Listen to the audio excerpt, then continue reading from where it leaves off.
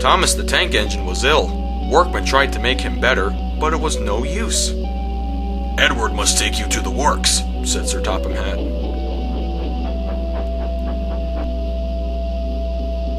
Thomas felt very miserable. Then Sir Topham Hatt spoke to Duck. "I want you to run Thomas's branch line while Thomas is away," he said.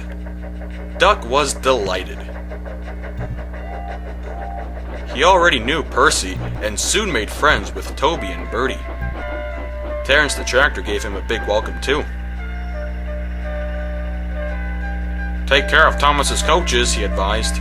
"He's sure to miss them while he's away." Duck was very gentle with the coaches. Annie and Clarabelle were very impressed.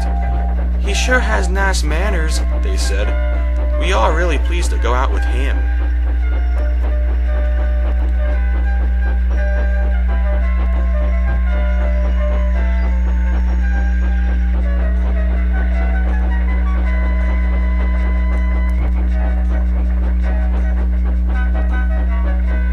A few days later, Thomas came back. Both Annie and Clarabelle told Thomas how well Duck had managed, but Thomas was so pleased to be home that he soon forgot to be jealous.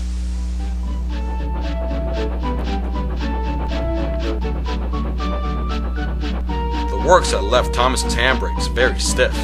It made it seem as if his brakes were on, when in fact they were not.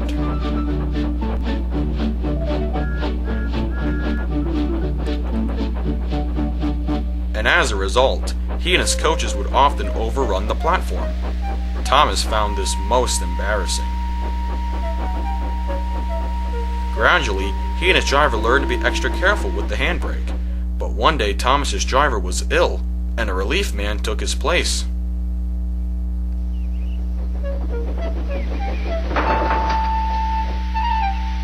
The fireman fastened the coupling and went to join the driver and station master on the platform to wait for Henry's passengers.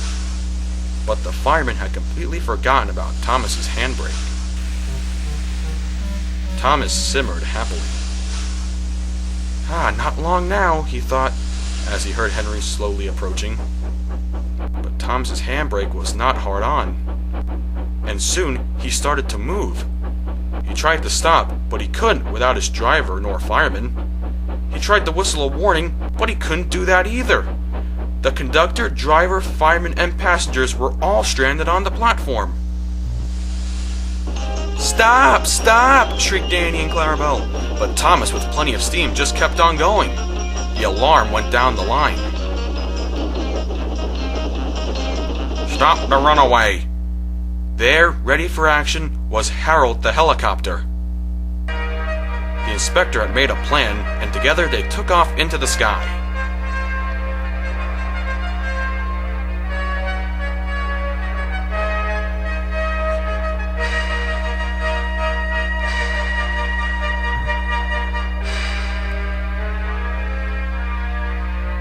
At last, Thomas was tiring. "I need to stop.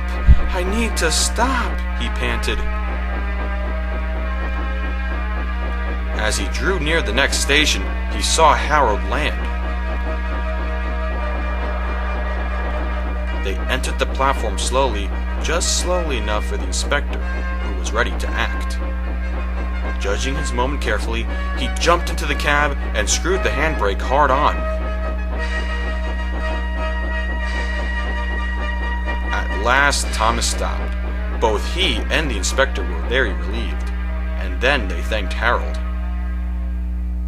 "Think nothing of it. Glad to be of service, any time."